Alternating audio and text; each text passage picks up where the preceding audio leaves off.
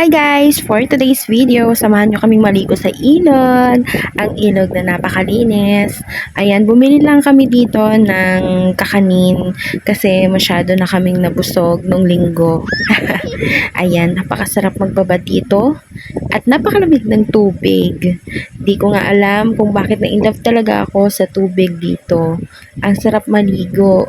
Halos araw-araw ko siyang pinupuntahan para magtampisaw.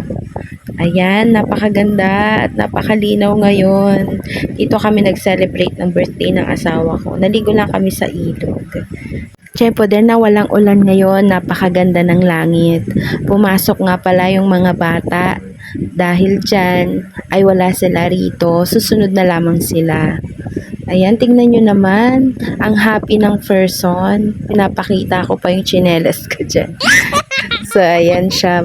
Ganyan siya kalinis, mga lods. Sabi nila, hindi naman daw araw-araw ay malinis ito. Lalo na kapag umuulan.